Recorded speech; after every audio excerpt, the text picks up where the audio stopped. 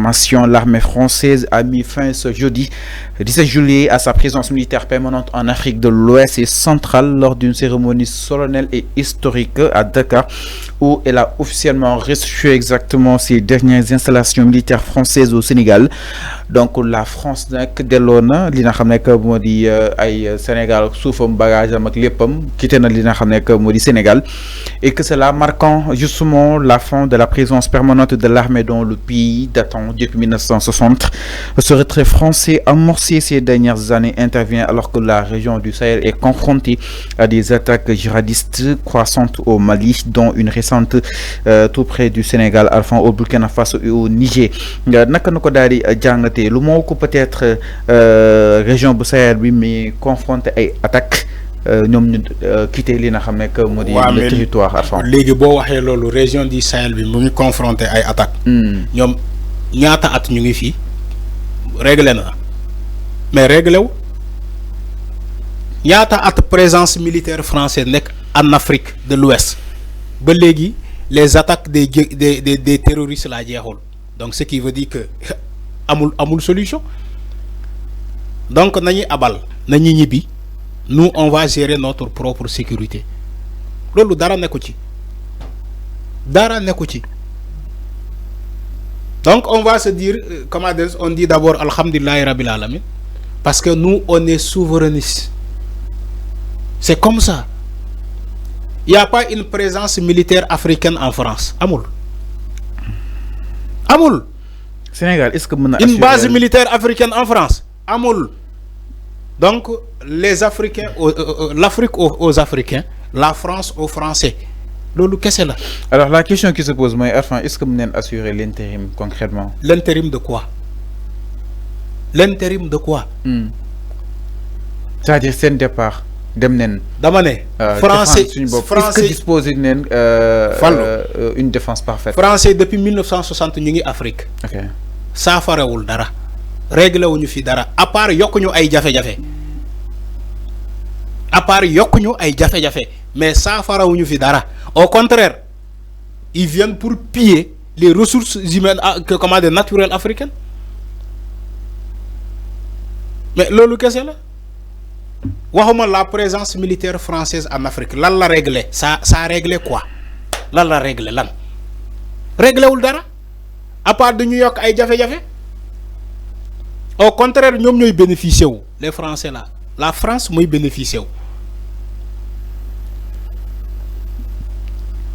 Je crois que le Burkina ne va pas me laisser mentir, le Congo ne va pas me laisser mentir, l'Iranium, la Guinée. Mais il faut demander qu'est-ce qui s'est passé dans ces pays-là.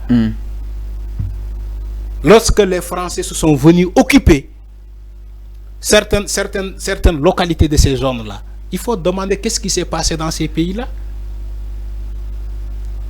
Oui, ils vont combattre les djihadistes, ils vont combattre les terroristes. Le cas du Tchad, le Tchad. Il faut demander le Tchad.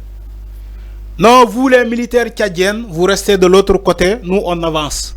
Nous les Français, on peut combattre les terroristes, alors que c'est faux. Alpha Blondy l'a chanté. Je ne sais pas si Alpha Blondy, Momoko, ou Tiken. Alpha Blondy. Mais ils allument le feu. Après ils viennent, ils jouent aux pompiers. Non, oui. Ça dit que c'est eux qui brûlent l'Afrique. Après, ils viennent pour jouer les pompiers. Non, mais c'est ça. Lolo mo am. Mais quand les Français ont quitté le Mali, quand les Français ont quitté le Burkina, mais Burkina, t'as la am stabilité. Mali, t'as la tane. C'est comme si le malheur du Mali, c'est les Français là. Même si terroristes mais t'es la Mali a mis toute stabilité que quand les Français étaient là-bas, quand les Français étaient au Burkina. Mais soyons sérieux, Fallou.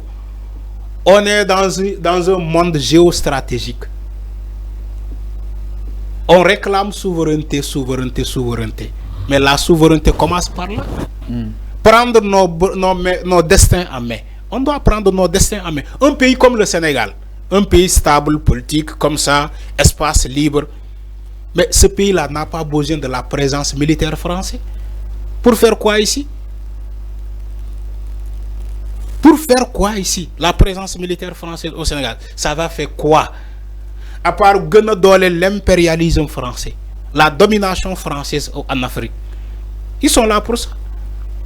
La preuve, les derniers émeutes au Sénégal, ils ont tué plus de 86 jeunes.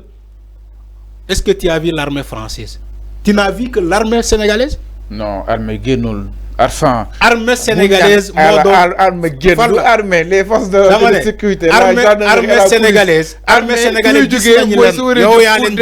pour dem wàccee ñële pour dem wàccee président avant bu ñu naan armée jóg bu ñu naan armée jóg yow tu n'as rien compris. am na sax ñu doon woo armée mais bu ñu naan armée jóg yow tu n'as rien compris. non armée du xeex askan wi quand même nag armée day défendre peuple bi. kan moo la ne armée dafa xeex ak sa alors yow nga yow sa sens d'écoute man dafa ma jaaxal mort yi ban responsable armée am Fallou je t'écoute. Da ngay am sens d'écoute bu profond. Allez-y demal. Je n'ai pas dit l'armée sénégalaise dafa génn di jaamarloo ak sénégalais. Dama ne quand ils ont tué 86 jeunes dans ce pays, dans des émeutes, l'armée sénégalaise dafa doon sillonner pour que ces dérives là mu dàkk. L'armée sénégalaise sax moo doon waxtaan avec les jeunes. Parce que xale bu ñu gisee armée dañuy jubiler dañuy xam ne l'armée est là et l'armée sera toujours de leur côté. Mais est-ce qu'on a vu l'armée française? Pourtant on tuait des Sénégalais, on brûlait le pays.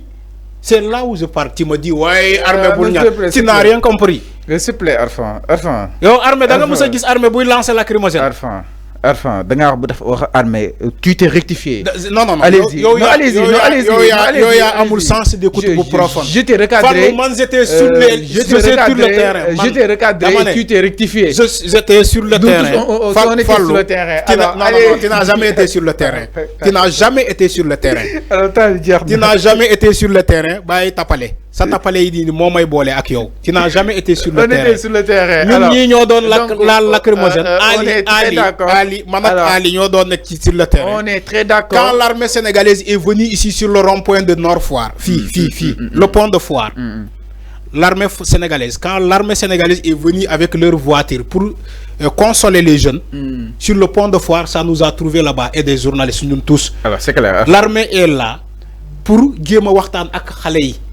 Alors, mais terminez ce point. Arrête ta manipulation. Je suis pas le débat. Tu ne connais rien de l'armée. Je ne suis pas le débat. Je ne suis pas le débat. Alors, termine. Il doit écouter, s'il vous plaît. Il doit écouter le gars là. Mais quand même, c'est NB.